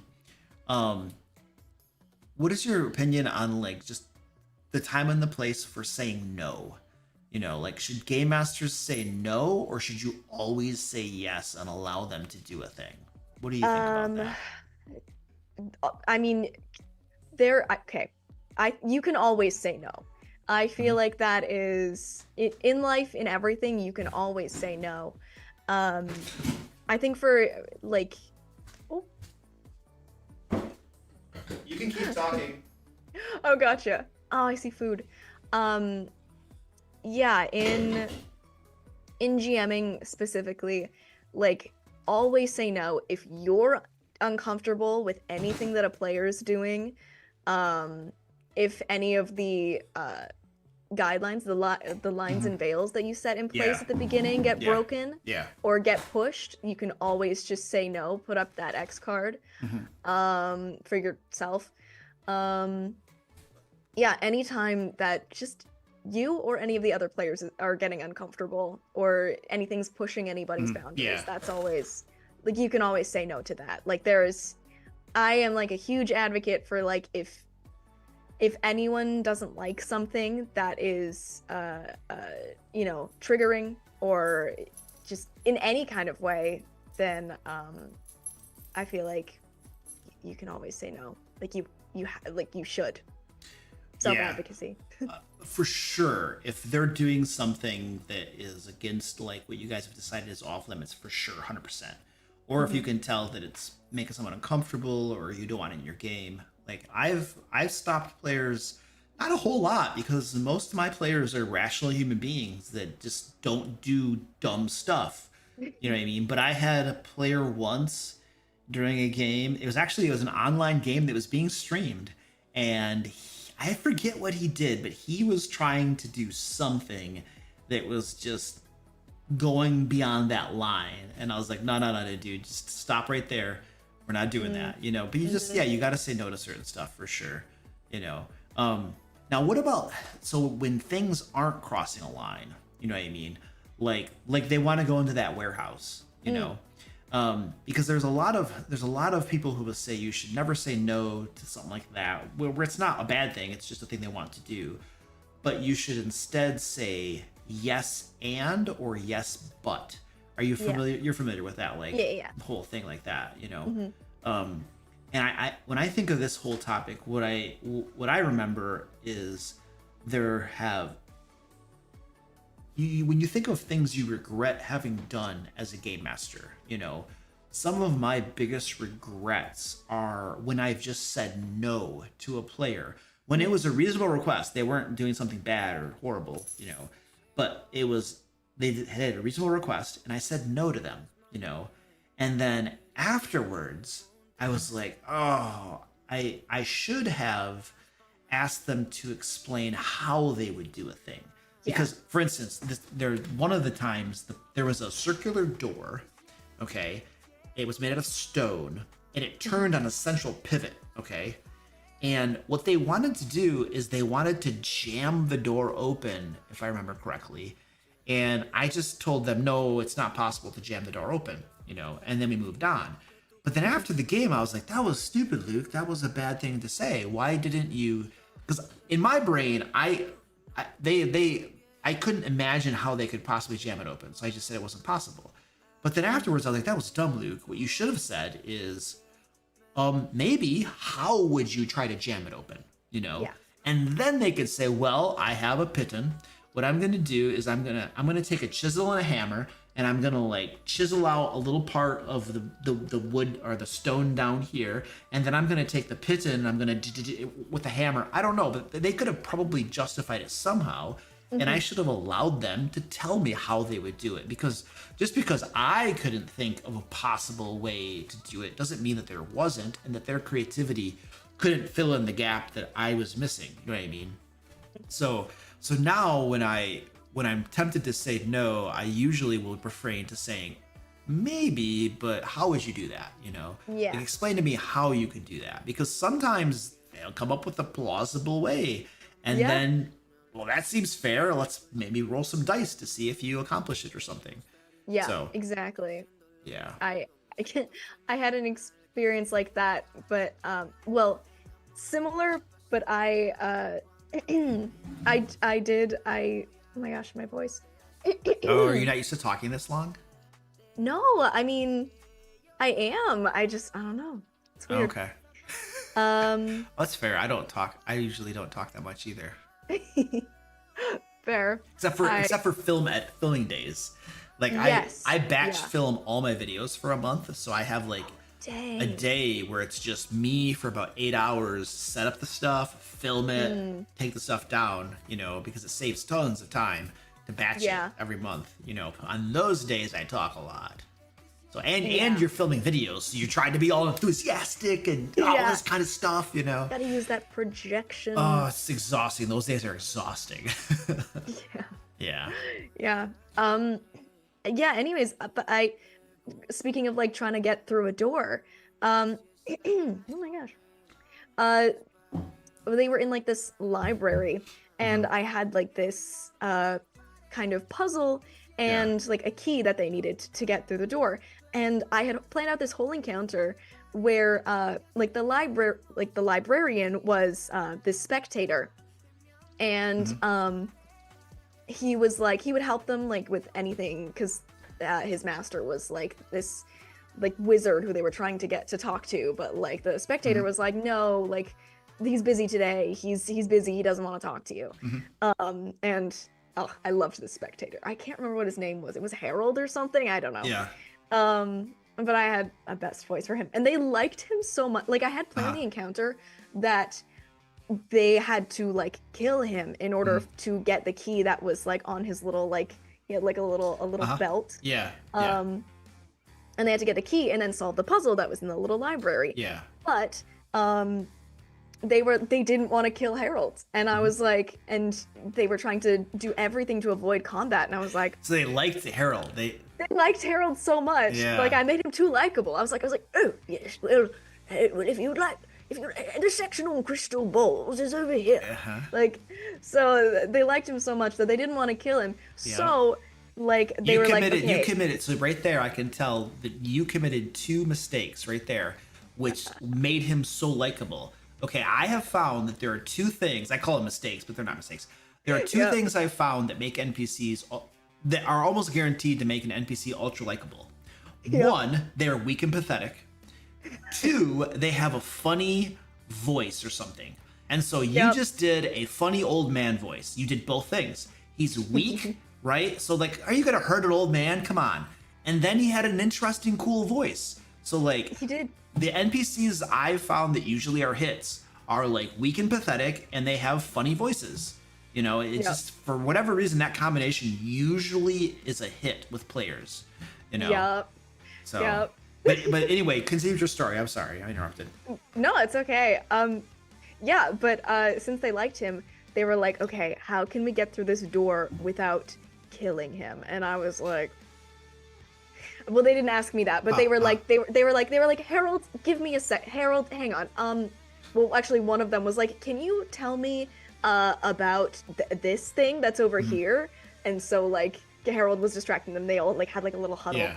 And they were like, how can we do this without killing him? So Right. they were solving the puzzle that was like around the room. There was like runes around the room that was like attached to like the door, and like it coordinated to the door. Yeah. They had to find the right one.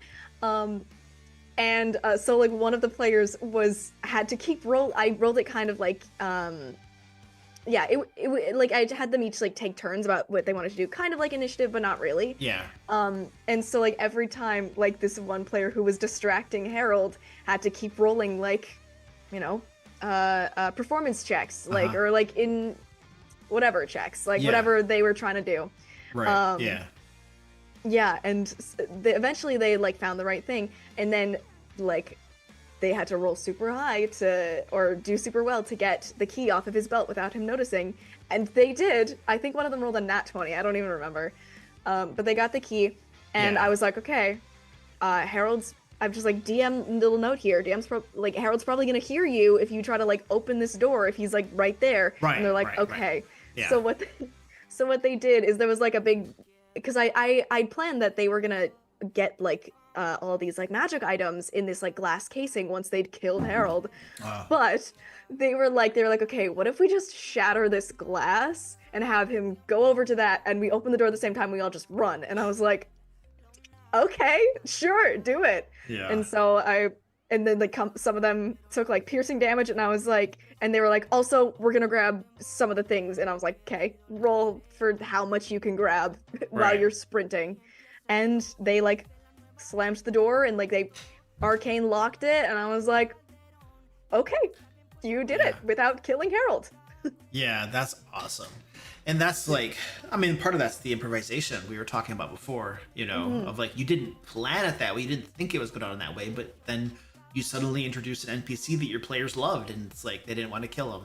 So that actually segues into like designing NPCs and running NPCs, because one of the things that I've found over the years is that no matter how much work and time and effort you put into planning an NPC or designing it, working on the voice or whatever, like they're hit and miss. You can't, you don't know if your players are, one, if they're ever going to talk with the NPC, but then you don't even know if when they do, they're going to like them or not, or if they're just going to be like, yeah, whatever, just give us your information, we're leaving.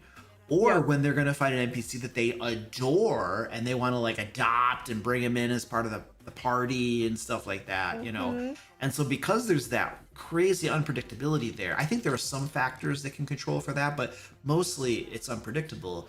So like my general advice for an NPC is to put as little effort as possible into creating one until you find that your players love an NPC, and then it's time to be like, all right, now we might want to think about a lightweight backstory, what their motives are, if they have like a secret or something cool, or like, and then maybe add a little bit more fleshing out within reason. They don't need like as much work as a character or something, but like, you know, but wait to see which ones are hits before you put work and love into them, you know, because you could, otherwise it might never get talked to, or they might just discard it because they think it's stupid, you know, or they might like I have a dwarf NPC that my players hate, which by the way, having an NPC that your players hate is almost as good as having one that they love too. Yes. Yeah. Exactly. Yeah. Well, so you do a lot of like talkie based games. So like what kind Yeah. of advice do you have for NPC creation? Okay. I like half agree with that. For me, like I love creating characters and I love like and this is just me as a DM. Like I love creating characters and I love making voices and like giving characters backstories because that's I as like an actor that's kind of Yeah. it's what I used to do and I Okay. loved it. Um so I find that for creating an NPC, making like the key NPC, like making the key NPCs have the motivations and because it also makes it so that those NPCs that like hopefully the party's going to talk to and that maybe has the information that you want to give them or like has like a plot hook or whatever. Yeah. You know those characters and NPCs are going to be like pretty well fleshed out and like if they want to ask them more in-depth questions, you have them. Yeah. And then for me, because I like improv and stuff, like I don't I say like if they're in a tavern, I'm like, yeah, there's a bunch of tavern patrons, like there's a couple elves sitting in a corner, like gossiping about blah blah blah, you know, and then if they want to like talk to one of them and go up to them, like I haven't planned out every single elf. I'm just like they go up and talk to them and then I just like make it up on the spot because Yeah. they might not have like key information or they might not be like a key NPC, but then if you know I end up doing a silly voice or like making up something on the spot Right. that they really like or that they really hate, then like you said, Yeah. maybe the next session I'll actually have them a bit more fleshed out if Yeah. they are going to be a recurring character. Those are the extras, basically. Yeah, The exactly. extras, and then all of a sudden it's like, well, well, now we just found Kramer. Now they're a featured Wow. extra. Exactly. Yeah, we're gonna promote him. Yeah. Yeah. Yeah, that's super Yeah. cool. Now, you, what did I see? I think I saw a post or something of yours where you were talking about how you were in a movie or something. Was that true? Yes. What was that? Because I couldn't tell if that was a joke because you do a lot of comedy stuff or if it was serious. No, that was serious. That was Okay. a little Taylor drop. Okay, very nice. The drum roll or beat or dun. Thank you. My name works very well for puns.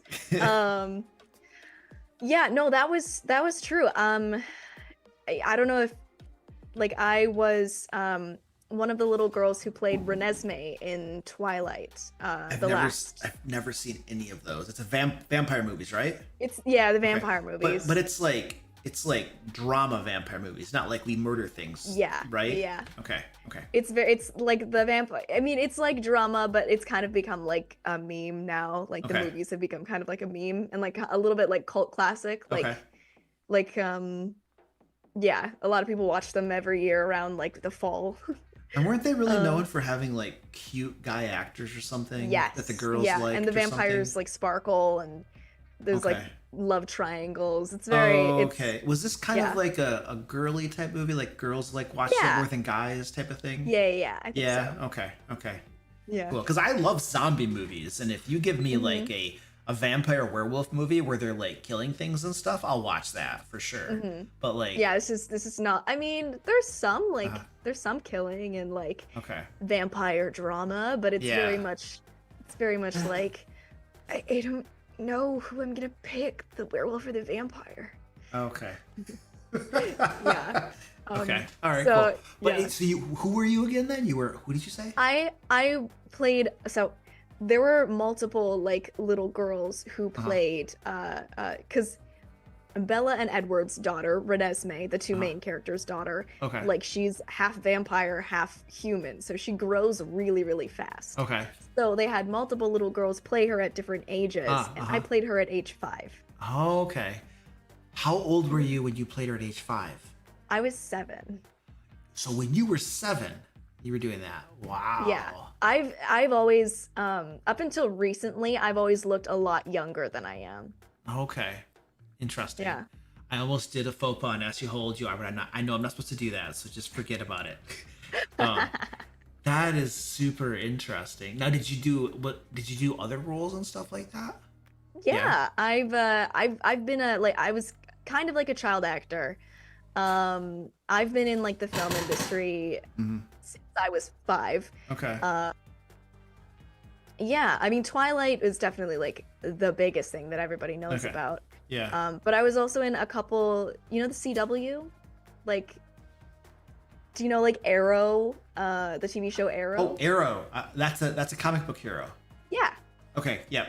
Got it. yeah, they made a TV show about it. I was Okay. in that for like Okay. yeah, an episode. Okay. Um, yeah, I've done like a couple like I've done like a Nickelodeon movie, some Lifetime, Hallmark, Hmm. random other things like Okay. Okay. And did you still do that stuff? yeah. I mean, I less so now. Uh-huh. Um, but yeah, I do, you know, I do auditions every now and then. So do you have like an agent who helps you get crap, or do you just audition when you feel like it, type of thing? No, unfortunately for the film industry, Mhm. you have to have an agent if you Okay. want to like get auditions for like Okay. stuff. Okay. Interesting. Yeah. Something that has interested me. So I had a player. He used to be a player in my game, and he left because, um, whatever. But oh no, no bad reason that he left. He left because whatever. It was a Yeah. good reason. It was fine. Anyway, it was fine. We were cool. Okay. Anyway, he left the game, but before he left, one of the things he was really into was doing theater stuff, like local theater productions, Yeah. I also And did theater. yeah, and he would talk about that stuff, and I'm like, that would be really fun. That's something that I would think I would have fun doing, except that I can't sing, so it couldn't be a musical. No musicals, all right? Play. But like a play or something, that would Hmm. be tons of fun, I think.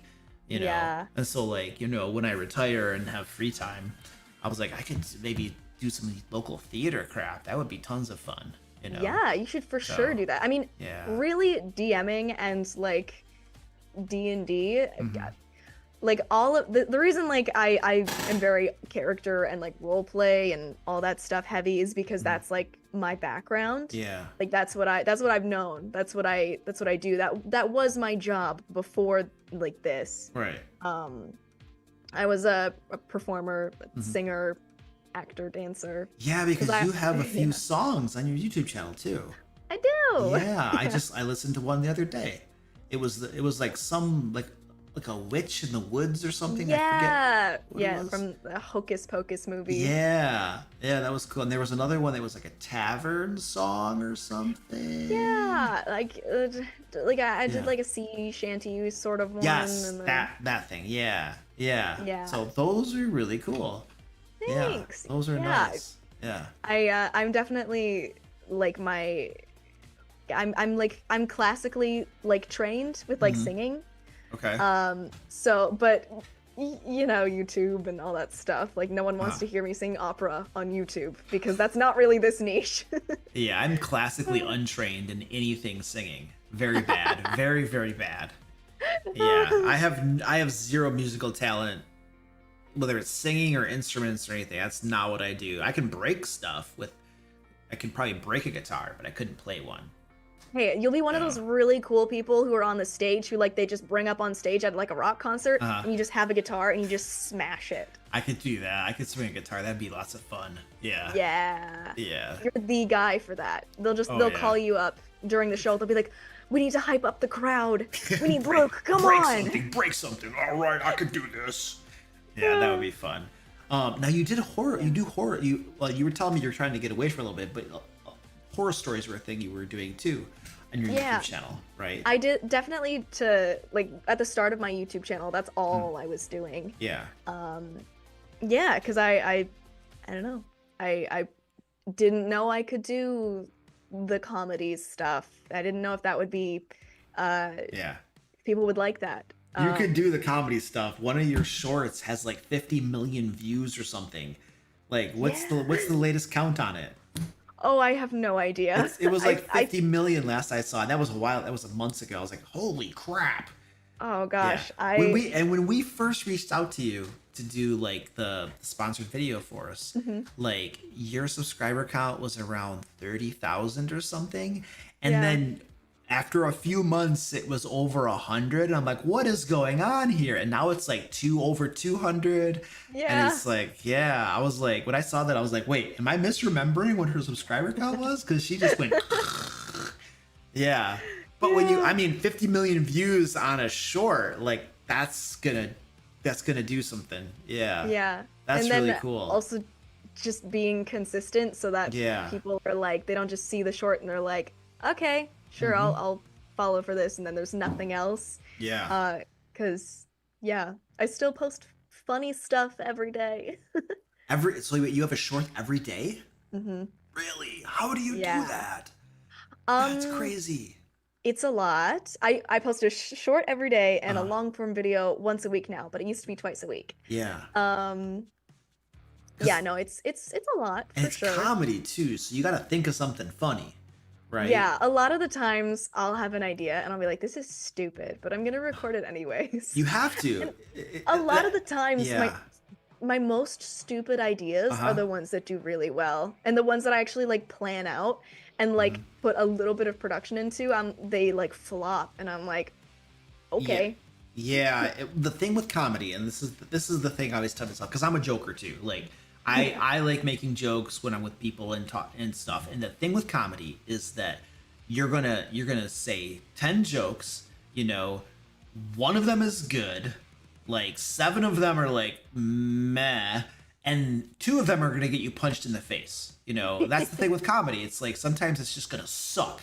And so Yeah. like I'll tell jokes, and then sometimes a joke totally flops, and I'll just be like, "Man, that's life. That's comedy. That's what happens sometimes." And so the Yeah. same thing is like if you're putting out a comedic short every day, like you have to just ship it. You got an idea, do it. Got an idea, do it. And then some Yeah. of it's not gonna go anywhere, and then you're gonna, like you said, you're gonna have some that's just like, holy crap, it's Yeah. amazing. Yeah. Because I've had a couple more bangers that I did not think would be bangers. Which So which ones were like surprised you? Like what were they about? okay, well, I mean, my most popular one, the dice eating one, like that was an idea that I had just Uh-huh. in my car. I was like, ha, that'd be funny. Um, but uh sorry, I was reading the chat. Um uh Lost my train of thought. Um There was I had a short form video that I put out so I record these stupid little videos to run paid ads with, where I'm like promoting our products and crap. yeah. And so one of the ideas I had, because I was working with an advertising professional. It was Devin from Start Playing. His background is in advertising. And so I met him 2 Gen Cons ago, and I've been working with him, and one of the things he said was like to make these, he calls them creatives, and just make a whole bunch of short form creatives selling your products. And then you just make a whole crap ton of them. You put them out on socials and you see which ones organically perform. And the ones that organically perform are the one you run paid ads with. And so I was just throwing tons of crap out there to see what worked. And one of the ones that performed really well was literally I picked up one of our books and I was like, this is the stupidest company ever. Look at this, and then I was like, this book has all of this crap in it, and once you buy this book, you're probably never going to need another book again. This company is idiotic. They're putting themselves out of business, like because like you're never going to need another book again. These guys are idiots. Now if you want to help put these guys out of business, that was the idea Yeah. I had. That was just the stupid dumb idea of pretty much putting down my own company and saying we're morons. And that thing performed really well organically, and we started running paid ads on it, and it performed super super well. And it continues when I run paid ads with it, because you want to rotate them because things get stale and stop performing. But Gotcha. it still works really well. And it was this stupid off the cuff idea, and I didn't expect it, and it just did really well. And you have no idea. And I think part of the reason it does well is because there's probably a lot of people that are like think it's That- stupid, yeah. and they thumbs down it or they leave negative comments, but that helps the algorithm push it out to more people. And then there's that percentage of people that are like, I'm gonna go buy it because it's got a lot of cool stuff in it. Yeah. I don't care how stupid the ad was. Yeah, exactly. So it's crazy, yeah, Yeah. how that stuff works. So we only have 4 minutes left. Oh my gosh. Oh my gosh. Oh, somebody in the comments Uh-huh. gave $5 green for whiskey. Yes. Super They chat. said, Go ahead. yay. They said, can Taylor belt out anything for love? Meatloaf is opera adjacent at least. What is Anything for Love? Is that a song? Is that like the I would do anything for love? Probably. All That? right. Yes, that sounds right. That's all I know. That's literally all I know. Well, you gotta just do it. Just do it a few times. I could do it really, really operatic. Okay, do it. I would do anything for love. That's all I know. If Now- that's even the right song. Now do it in French. Je me. You got the show right. Okay. Yeah, l'amour. Oh, Spanish. Did you Spanish? That's Spanish. No. I know. So I speak Spanish. So I would do anything for love. Would be, I don't know how you would do it in a song, but how I would say it is yo haría cualquier cosa para el amor, ¿verdad? That's how I would say it. Pretty. But I don't know how I would sing that. Yo haría cualquier cosa para el amor. See, I can't sing. Can't sing. Yay! I can't. I thought that sing. was good. It's horrible. So, but thank you, Green, for whiskey for the super chat. And Yeah, thank you. this is like side by side example of a good singer and a atrocious singer, right here. So, okay, ladies and gentlemen, I have not mentioned this, but we have a giveaway going on. So you have a few minutes to join the giveaway. There's a link in the chat. There have been links in the chat to the giveaway. I just have forgotten to talk about it the entire live stream. So click the link, go get in on the giveaway. I'm going to draw the winner in a couple minutes before we finish the live stream. So you have a few minutes to do that. While they're doing that, horror stories. So do you remember one of the worst horror stories you've read? Like what happened? Do you have, like, I know you've read so many of them, they probably all blur together, you know, but Yeah, do you remember any that are like worthy of like recounting? The worst ones that I remember are not safe for YouTube, but Like what kind of things would people do? Like you'd be very surprised. Like a lot of the times it involves pushing boundaries. yeah. And a lot of the times it involves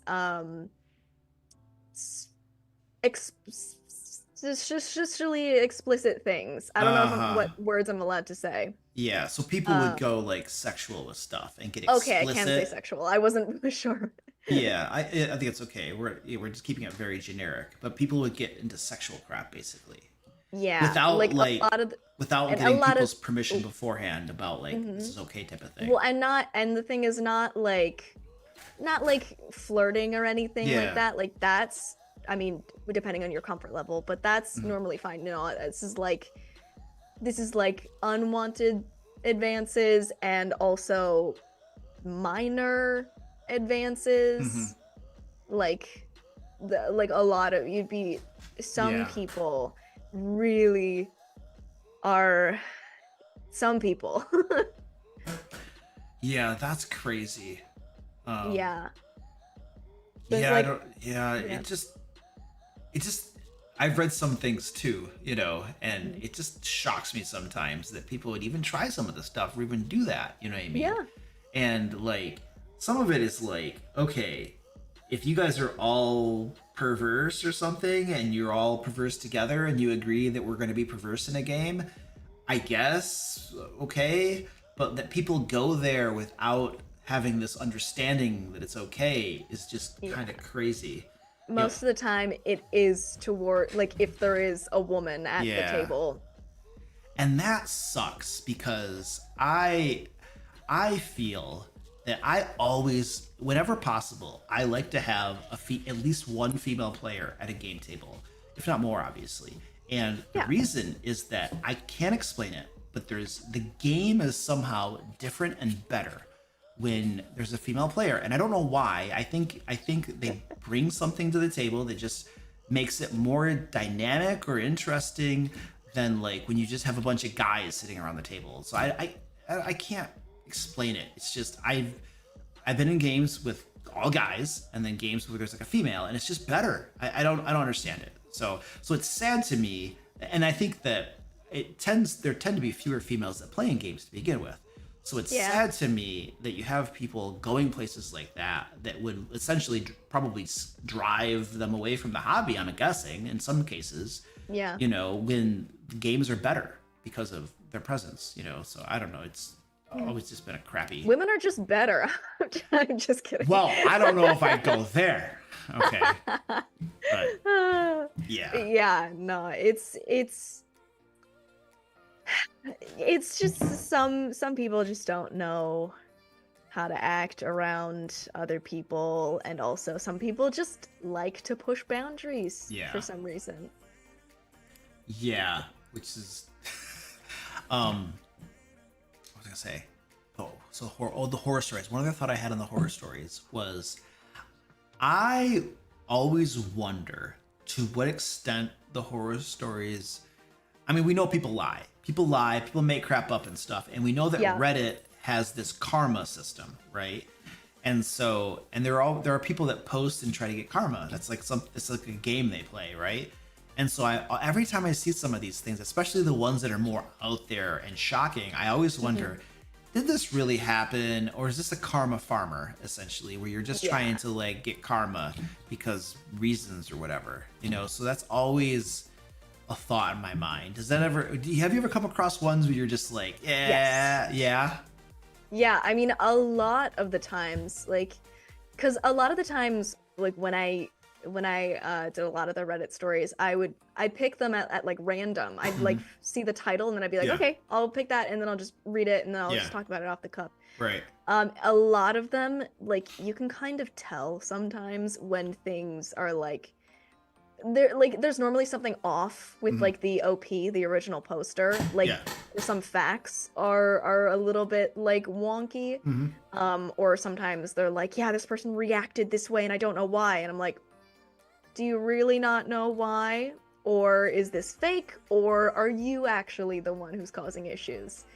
It's kind of like a tone thing that you get from the stories. Yeah, a lot of these stories I read, one of my reactions is, why did this person stay in the game that long?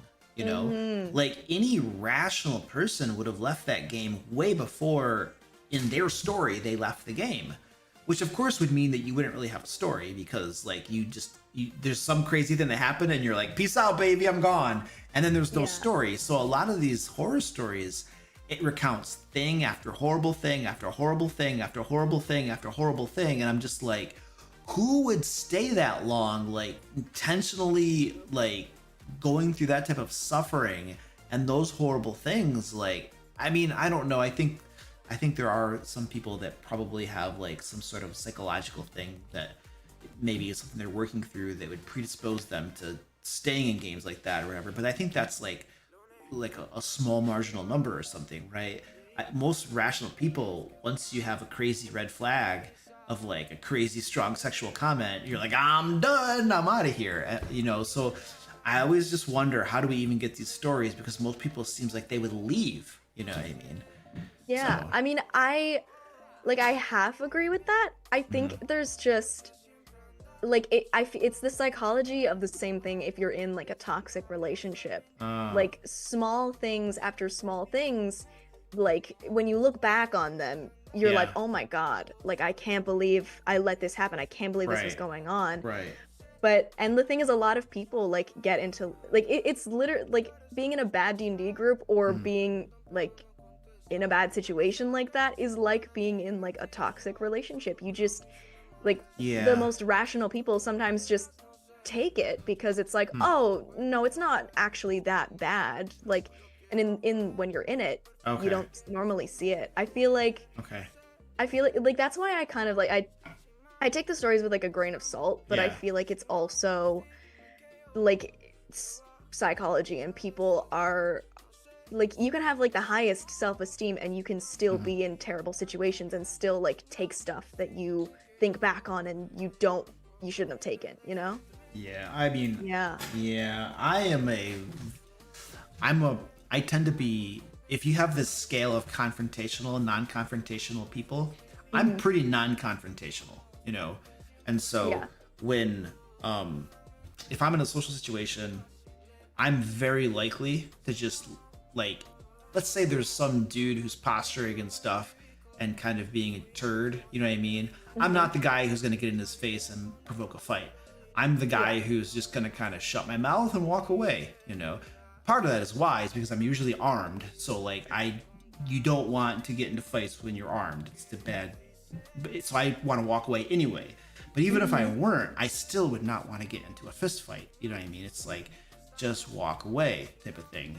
So I'm pretty non-confrontational. So, but like as a game master, that's where it's like, no, you have to put your foot down sometimes. And this is like, if you're talking about dealing with problem players, you know, and back to, I guess, the game master advice type of thing, it's like you have, as a game master, you can't ignore these things sometimes, right?